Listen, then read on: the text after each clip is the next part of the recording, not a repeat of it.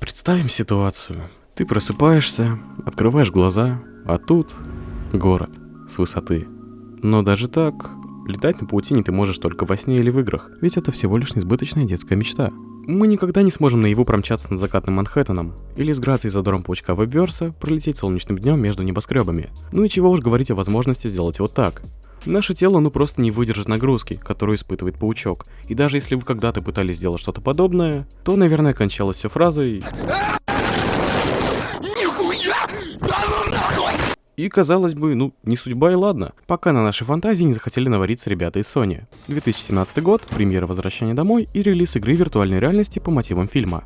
В геймплее нет ничего, что притянуло бы ваше внимание, потому что эта игра по сути является обыкновенным тиром на 10-20 минут. Но спустя 2 года ошибки были учтены, и к релизу вдали от дома, те же самые работяги из Create VR выпускают почти что симулятор полетов по городу от первого лица. Контроль головы и рук полностью в ваших руках. Город огромен. Коробчат, но огромен. Есть простор для фристайла в перемещении, взаимодействия с машинами, ветром, и даже пару сюжетных столкновений с дронами и элементалами тоже завезли. Мечта фаната. А если вдруг этого покажется мало, то на смену вам оставляли и другие костюмы паучка из киновселенной. Правда, теперь надо пояснять, какого именно паучка, но ладно. И казалось бы, все прекрасно, все довольны. Дешевенькая VR-игра к фильму есть, фанаты довольны, зрители роликов на ютубе тоже, и чё, казалось бы, вам не хватает-то? А ответ прост. Глубины в полетах, большего интерактива с миром, да еще и мультиплеер бы по-хорошему добавить, ведь этого реально многие хотят. Да, Илюха? А чё, ты все это время со мной говоришь? И вот желанная мечта фанатов замаячила на горизонте. Но сначала еще немного экспозиции. Несколько месяцев назад у меня в комментариях один хороший человек с ником Дилан посоветовал ознакомиться с проектом Spider Lair, где люди делают машинимы, примеряют на себя маски героев и, конечно, знатно балдеют от полетов по городу рядом со своими друзьями. Проще говоря, это такой своеобразный апгрейд тех официальных VR-игр. А ты присаживайся поудобнее, бери чего потеплее, а я расскажу тебе, как обстоят дела в виртуальном паучьем логове. Поехали!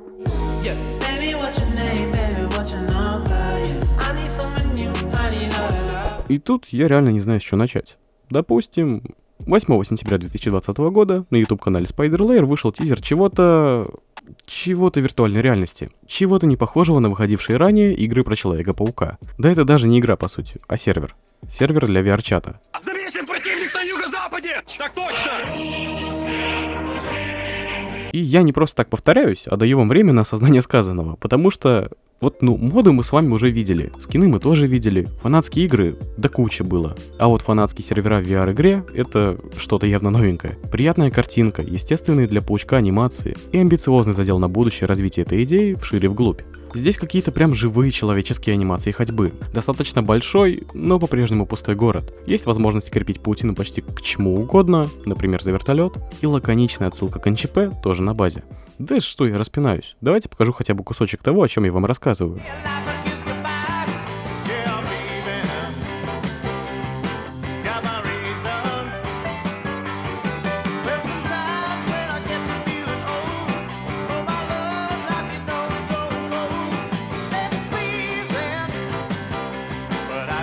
И спустя какое-то время, гораздо позже открытия сервера, разработчики выпустили целый шуточный гайд на официальном канале по тому, как правильно летать на паутине в их игре. И даже здесь уже проглядываются задатки машинимы, но я опять почему-то забегаю наперед. И вот вам, наверное, интересно взглянуть на наглядное сравнение паучьего логова и официальных VR-игр от Sony. Да я даже тянуть не буду и сразу скажу вам, в чем тут разница. Вот в игре «Повдали от дома» есть такое чувство, что паутина притягивает вас к зданиям, как будто вы находитесь либо в симбиотическом костюме, или во втором Человеке-пауке на ПК. Прекрасно! Какой полет! В то время как в фанатском варианте гравитация выше в пару раз, и на паутине вы только раскачиваетесь. А чтобы притянуться вверх, нужно натянуть паутину. Как это делал, паучок Гарфилда, например. Если еще проще, то у них разная основа, и ощущение должно отличаться максимально. Ну и раз уж зашла речь про Гарфилда, то его Человек-паук всегда был интересен нам своей акробатикой. И по сути, все его перемещение — это своеобразный фристайл. Он практически не повторяет одни и те же движения, но в то же время у него есть свой стиль. Вот и разработчики Spider Lair советуют вам перемещаться так, как нравится вам самим.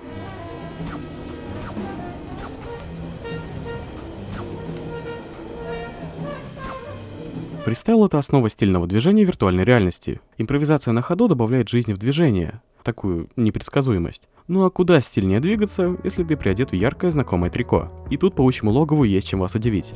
Симбиот, Гвен-паук, Биг Тайм, Майлз Моралес, Homo Arachno 2099, Каин, Паучок Холланда, Трико Боннерейли, ну и, конечно...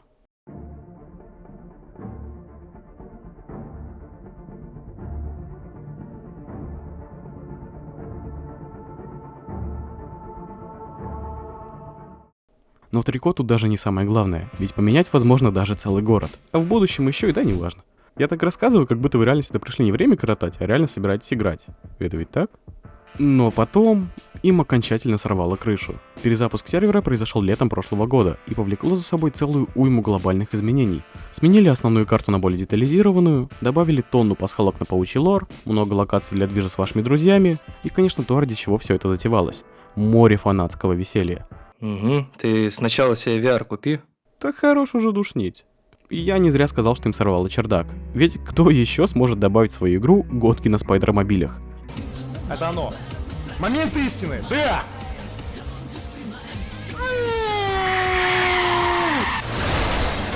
И где-то в этом моменте вы уже должны были начать понимать, что сервер переходит в стадию безумия а-ля Saints Row. А вот это уже чересчур. Да и ладно. Потому что потом это перерастет в еще большее безумие, характеризуемое всего 3 словами. Пол — это пицца.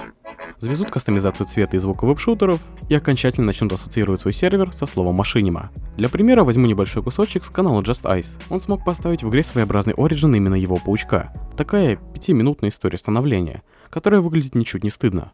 Кстати, здесь классная комьюнити, которая в Дискорде постит просто тонну фоточек своих пауков, мемов и продолжает устраивать интерактивы. И если вдруг у вас дома запылился VR, у всех же такое бывает, и в сердце еще тонна непреисполненного фанатизма, то, конечно, я советую вам попробовать в это поиграть. И ссылочка на их Discord сервер со всей информацией, как говорится, в описании. Почему я не рассказал о том, как в это поиграть? Все просто. У меня нет ни VR-шлема, ни подходящего железа, ни тем более плойки. Донатить сюда, кстати. Поэтому в этот раз надеюсь на ваше понимание и самостоятельность. Кстати, под ссылкой на Discord сервер я оставил еще и указатели, ведущие каналом авторов видео, футажи которых я использовал в ролике. Так что если тебе интересно покопаться еще глубже, то дерзай. Ну и конечно, прости меня, Дилан, за то, что так долго оттягивал это видео. Думаю, теперь все довольны. Но у меня почти все. Теперь вы точно преисполнились в своем сознании, раз знаете о мультиплеерном Спайдермане в VR. Это ведь так?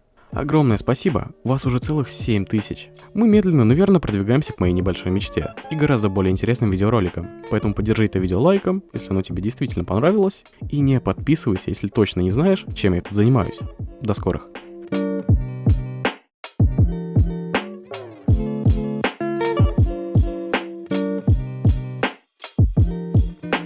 И, конечно, раз этот проект завязан на скилле, уже появились местные профессионалы, крутящие по 20 кульбитов за раз, пролетающие в узкие дырочки и вытворяющие то, что творит любой уважающий себя спайдермен.